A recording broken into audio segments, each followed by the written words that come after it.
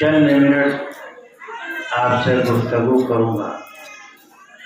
یہ ادارہ ظاہر ہے کہ وہ آپ جس ادارے میں پڑھتی ہیں اس ادارے کا آپ کو پاس و لحاظ بھی رکھنا پڑے گا اور رکھنا چاہیے بھی۔ یہ بہت قیمتی ادارہ، اس علاقے میں اس ادارے کی بڑی اہمیت ہے، اور اللہ نے آپ کا انتخاب اس ادارے کے لیے فرمایا۔ یہ بھی بڑی جو ہے اللہ کی شان ہے، اس کی جو ہے کرم فرمائی ہے، اور آپ کی بہت بڑی سعادت ہے کہ آپ نے اس ادارے میں ایڈمیشن لیا، داخلہ لیا اور قرآن سے اس کا آغاز کیا۔ اللہ کے نبی صلی اللہ علیہ وسلم پر جب سب سے پہلی وحی نازل ہوئی تھی، غار حرا کی تند و تاریک کوٹری میں اللہ کے نبی صلی اللہ علیہ وسلم اس میں عبادت کیا کرتے تھے، اور عبادت کے درمیان اچانک ایک دن حضرت جبریل علیہ نبینا علیہ السلام اللہ کا کلام لے کر، وحی الہی لے کر اللہ کے نبی صلی اللہ علیہ وسلم کے پاس تشریف لائے اور کہا کہ اقرأ بسم ربک الذی خلق۔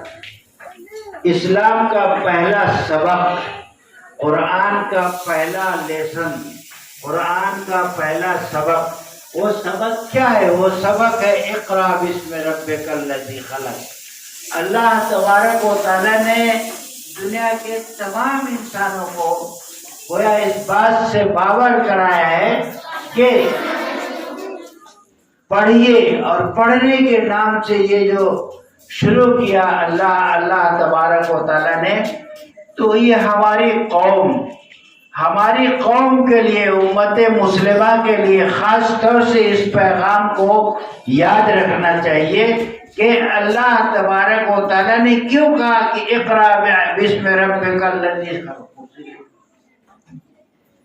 اقرأ بسم ربک الذی خلق۔ سب سے پہلے، اور یہ قرآن جس کی یہ آیت ہے اقرأ بسم ربک الذی خلق، لیکن اللہ کے نبی نے کہا کہ نہیں، میں پڑھ نہیں سکتا، اس لیے کہ میں پڑھا لکھا آدمی نہیں ہوں۔ حضرت جبریل علیہ السلام نے حضور صلی اللہ علیہ وسلم کو سینے سے لگایا، اور ایک مرتبہ نہیں، دو مرتبہ نہیں، 3 مرتبہ آپ نے سینے سے لگائے، اور پھر کہا کہ اقرأ بسم ربک الذی خلق۔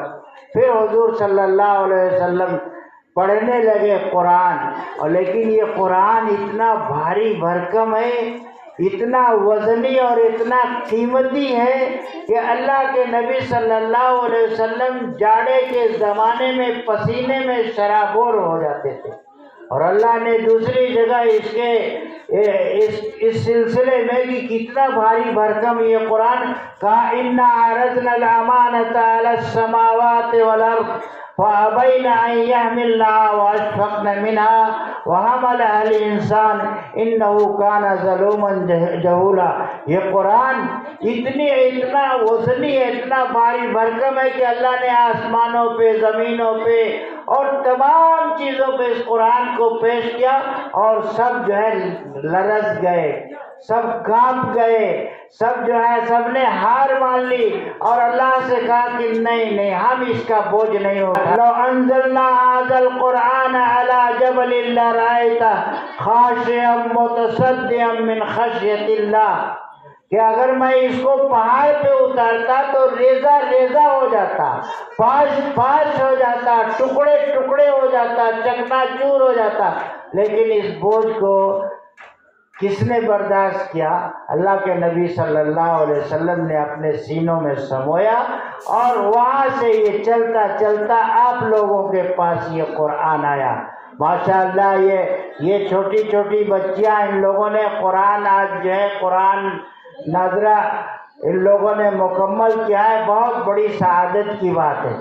اور یہاں جتنی بچیاں ہیں وہ وعدہ کریں، عہد کریں کہ اپنی اولاد کو قرآن ضرور پڑھائیں گے۔ اگر قرآن نہیں پڑھایا تو ورنہ کل گلشن تو کیا دریا تلک جل جائے گا، जंगलों की आग से सहरा तलक जल जाएगा। अगर कुरान नहीं पढ़ाया आपने अपने बच्चों को, और आपके घरों में अगर कुरान नहीं पढ़ा जाता है, वो घर वीरान है, आपका दिल वीरान है, आपका दिल खराब है। ये कुरान जो है आपके दिल की ग़िज़ा है, ये कुरान आपके दिल को साफ करता है, उसमें जंग लग जाता है तो इसी कुरान के पढ़ने की वजह से वो जंग दूर हो जाता है। आप देखते हैं कि आम तौर से क्या होता है, हार्ट अटैक हो गया, दिल फेल हो गया। तो दिल फेल क्यों होता है? कुरान नहीं पढ़ता है इंसान।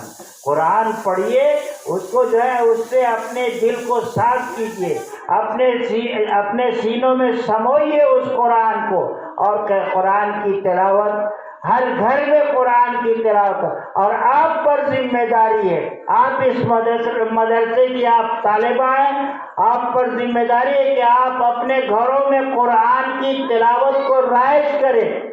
आपका कोई बच्चा घर में, कोई शख्स बगैर कुरान के पढ़े हुए न रहे। कुरान पढ़ाइए और कुरान सिखाइए, कुरान को जो है अपने कुरान को पढ़कर जो है अपने घर को भी जो है वो जन्नत निशा बनाइए। तो ये कुरान अल्लाह तबारक व तआला ने सात आसमान की बुलंदियों से उतार कर आपको अल्लाह ने दिया, हर घर में कुरान। लेकिन सद अफसोस कि हम लोग कुरान नहीं पढ़ते हैं, इसीलिए आज सारी बलाएं, सारी मुसीबतें, सारी परेशानियां इसी वजह से कि हमने कुरान को पढ़ना छोड़ दिया।